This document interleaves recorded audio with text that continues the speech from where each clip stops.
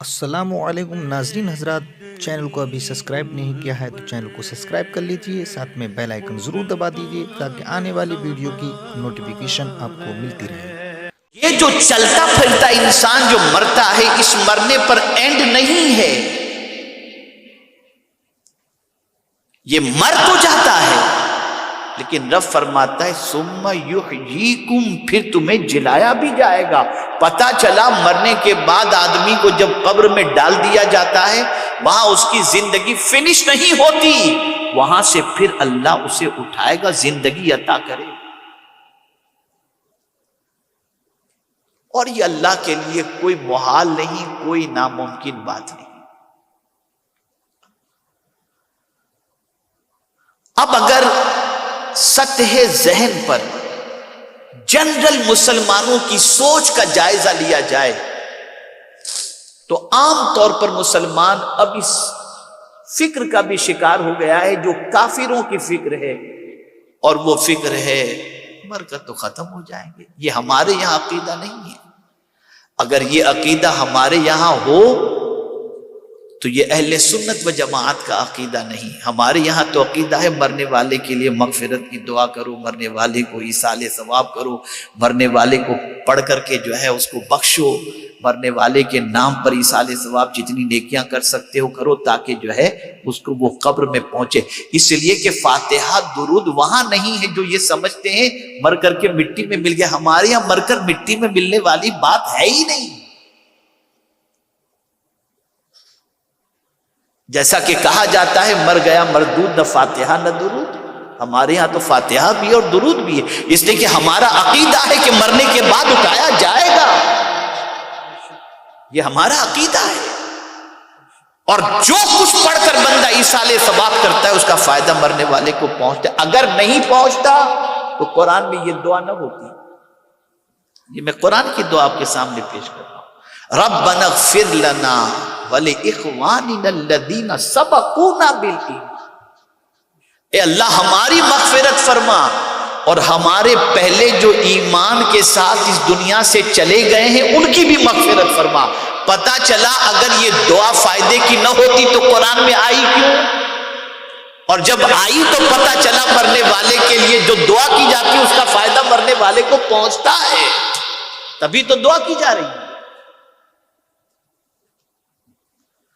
تو ہمارے یہاں اسلام میں یہ تصور ہے کہ قبر میں اتارنا یہ اینڈ نہیں ہے اس کی زندگی کا، اسے پروردگار پھر زندگی عطا فرمائے گا۔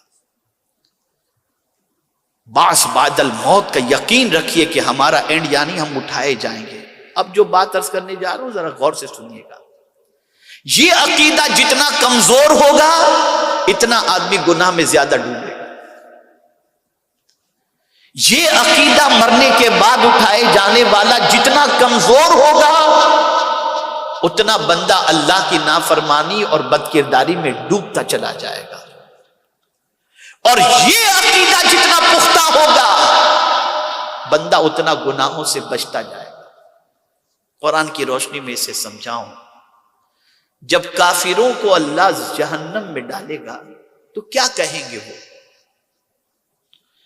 کافر کی بھی سوچ ہے کہ 2 مرتبہ جینا اور 2 مرتبہ مرنا جو ہے، یہ مرنے کے بعد جہنم میں جانے کے بعد ان کی عقل ٹھکانے پر آئے گی کہ 2 مرتبہ جینا اور 2 مرتبہ مرنا ہے۔ قرآن کہتا ہے زعم الذین کفروا ان لن یبعثوا، اللہ فرماتا ہے کافروں کا یہ گمان تھا، کافروں کا کیا گمان تھا؟ ان لن یبعثوا، مرنے کے بعد نہیں اٹھائے جائیں گے۔ پتہ چلا مرنے کے بعد نہیں اٹھائے جائیں گے، یہ سوچ مسلمان کی نہیں ہوتی، یہ کافروں کی سوچ ہے۔ مومن کی سوچ تو اٹھنے کی ہے۔ اور پھر وہ کیا کہیں گے جب ان کے سامنے یہ چیز واضح ہو جائے گی کہ تمہارے بدکرداری کی بنیاد پر، کفر کی بنیاد پر تم جہنم میں ڈال دیے گئے، تمہیں کیا خیال نہیں تھا کہ مرنے کے بعد تم اٹھائے جاؤ گے اور اللہ کی بارگاہ میں تمہیں حاضر ہونا ہے، جواب دینا ہے تمہیں ہر چیز کا؟ تو یہ عقیدہ ان کا چونکہ نہیں تھا اس لیے وہ گناہ کرتے تھے، اللہ کو نہیں مانتے تھے، اس لیے جہنم میں ڈال دیے گئے۔ لیکن وہاں جا کر کے وہ کہیں گے قالو ربنا امتنا سنتین واحییتنا سنتین، وہاں کہیں گے مولا ہمیں تو نے 2 مرتبہ مارا اور تو نے 2 مرتبہ زندگی عطا فرمائی۔ زمین پر تھے تو 1 مرتبہ کی زندگی تصور کرتے تھے جو زمین پر چلنے پھرنے کی ہے، مرنے کے بعد کی زندگی پر ان کا یقین نہیں تھا، لیکن جب جہنم میں ڈالے جائیں گے تب ان کو پتا چلے گا کہ مرنے کے بعد کی بھی زندگی ہے۔ تو اللہ سے کہیں گے مولا تو نے ہمیں 2 مرتبہ مارا اور 2 مرتبہ تو نے زندگی عطا فرمائی، فاعترفنا بذنوبنا۔ اب وہ قیامت میں کہیں گے مولا ہم اپنے گناہوں کا اقرار کرتے ہیں، وہاں گناہ کا اقرار ہوگا اور وہاں وہ کہیں گے فاعترفنا بذنوبنا، ہم اپنے گناہوں کا اقرار کرتے ہیں، اور پھر کیا کہیں گے فہل الی خروج من سبیل، کیا مولا جہنم سے نکلنے کا بھی کوئی راستہ ہے؟ یہ قرآن کہہ رہا ہے۔ تو پتا چلا جب مرنے کے بعد کے اٹھائے جانے کا عقیدہ کمزور ہو جاتا ہے تو بندہ گناہوں میں ڈوب جاتا ہے، اور جب یہ عقیدہ مضبوط ہوتا ہے تو بندہ سنبھل کر کے چلتا ہے۔